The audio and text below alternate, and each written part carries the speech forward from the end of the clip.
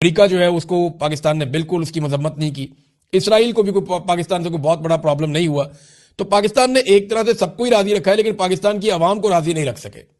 پاکستان کی عوام کو یہ لگتا ہے کہ ان کی ترجمانی نہیں کی پاکستان کی حکومت نے، اور اس کا جو ہے ایک پولیٹیکل خمیازہ تو بھگتنا پڑے گا. سیاسی نقطہ نظر سے اس حکومت کو بہت مار پڑے گی جب بھی کبھی یہ الیکشن میں جائیں گے، اور یہ ساری چیزیں لوگ بھولیں گے نہیں، لوگ ان چیزوں کو یاد رکھیں گے. کچھ عام فیصلے جو حکومت نے کیے ہیں میں صاف صاف آپ کو بتا دیتا ہوں. نمبر ایک تو یہ ہے کہ یہ بورڈ آف پیس کو نہیں چھوڑیں گے، اس کے اندر شامل رہیں گے. یہ اناؤنس نہیں کریں گے ان فیصلوں کو، لیکن سورسز یہ کہہ رہے ہیں کہ یہ کبھی بھی بورڈ آف پیس کو نہیں چھوڑیں گے، یہ بورڈ آف پیس میں شامل رہیں گے اور ڈونلڈ ٹرمپ کے ساتھ چلیں گے. اور ڈونلڈ ٹرمپ کو جو امن کا نوبیل انعام انہوں نے نامزد کیا ڈونلڈ ٹرمپ کو، وہ نامزدگی بھی واپس نہیں لیں گے، یہ بھی فیصلہ انہوں نے کیا.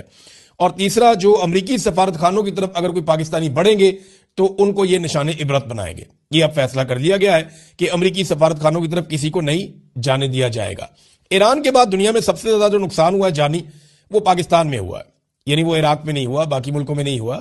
حتیٰ کہ اسرائیلی شہری جنگ لڑ رہے ہیں وہ اتنے نہیں مارے گئے جتنے پاکستانی شہید ہو گئے. ہوا یہ کہ اتوار کے دن جب لوگ مظاہروں کے لیے نکلے تو بہت عجیب چیزیں اب رپورٹ ہو رہی ہیں. مظاہرین اور عینی شاہدین بتا رہے ہیں، کچھ ویڈیوز اور تصاویر بھی آ چکی ہے. چاہے وہ کراچی کے مظاہرے ہوں، چاہے وہ گلگت بلتستان کے ہوں، اسکردو والے ہوں، چاہے وہ مظاہرے اسلام آباد کے ہوں، چاہے وہ مظاہرے لاہور کے ہوں، تمام مظاہرین نے بتایا کہ ہم سارے پرامن تھے، اچانک سے کہیں سے کچھ لوگ آتے ہیں، نقاب پوش قسم کے لوگ. بلکہ کراچی میں تو وہ بلٹ پروف جیکٹ اس نے پہنی ہوئی ہے اپنی شرٹ کے نیچے، اور اس کے جوتے دیکھ کر لگتا ہے جیسے کوئی فورسز کا آدمی ہے، ٹرینڈ آدمی ہے. یعنی میرا مطلب ہے اس کے ہاتھ میں پسٹل ہے، وہ فائرنگ کرتا ہے اوٹ لے کر، نقاب اس نے پہنا ہوا ہے، اس کے ساتھ اور نقاب پوش بھی ہیں. اور یہ کاروائی کرنے کے بعد وہ لوگوں کو کھینچتا ہوا لے جاتا ہے کونسل خانے کی طرف. یعنی لوگوں کو انسٹیگیٹ کیا گیا. جو علماء اکرام ہیں انہوں نے لوگوں کو کہا تھا پرامن رہنا، آپ نے احتجاج کرنا ہے. لیکن یہ جتھے کہاں سے آئے، یہ لوگ کہاں سے آئے؟ دیکھیں 9 مئی کو یہی تو ہوا تھا.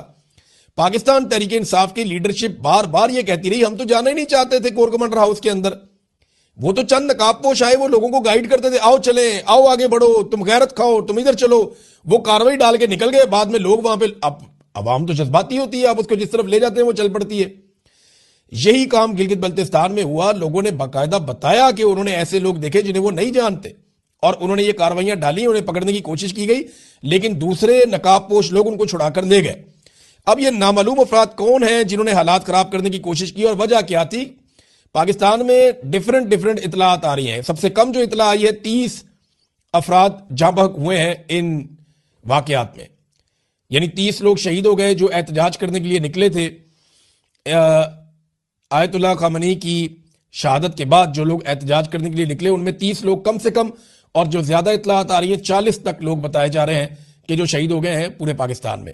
اسلام آباد میں بھی اسی طرح واقعہ ہوا، لاہور میں بھی ایسے ہی ہوا، کراچی میں بھی ایسے ہی ہوا، اور گلگت بلتستان میں بھی ایسے ہی ہوا، اور پشاور کے اندر جو ہے وہاں پہ بھی آنسو گیس کی شیلنگ اور پولیس کو کنٹرول کرنے کے لیے سب کچھ کرنا پڑا. اب یہ لوگ صحافی جو ہیں ان سے بات ہوئی، وہ کہتے ہیں ہم بھی حیران ہیں. یعنی ہمیشہ جب بھی کوئی یہ کونسلیٹ کی طرف بڑھتا ہے تو پہلے کنٹینر لگا دیتی ہے پولیس 3-4 بیریئرز بنا دیتی ہے، آگے کھڑی ہو جاتی ہے، آنسو گیس کی شیلنگ ویلنگ کرتے ہیں، لوگوں کو روک لیتے ہیں، کبھی کونسلیٹ تک جانے نہیں دیتے. لیکن وہ کہتے ہیں ہم حیران رہ گئے کہ اس مرتبہ ہوا کیا پولیس کو. سب کو پتا تھا کہ لوگ نکلیں گے اور کونسلیٹ کی جانب بڑھیں گے، لیکن کسی قسم کا کوئی انتظام نہیں کیا گیا. پہلے چند لوگوں نے آ کر نامعلوم افراد نے لوگوں کو اشتعال دلایا، اور اس کے بعد گولیاں چلا دی گئیں، اور یہی ہر جگہ پہ ہوا ہے. اب یہ جو 40 بندہ مارا گیا ہے، کیا پیغام کس کو دیا جا رہا ہے؟ یعنی کچھ لوگ یہ کہہ رہے ہیں کہ شاید پاکستان بار بار امریکہ کو یہ بتانا چاہتا ہے کہ دیکھیں ہم اپنی عوام کو بھی مارنے کے لیے تیار ہیں، آپ کے ساتھ کھڑے ہونے کے لیے، دیکھیں ہمارے اوپر کتنا دباؤ ہے. اور یہی معاملہ ہوا تھا جب تحریک لبیک کے لوگوں کو گولی ماری گئی تھی مرید کے میں.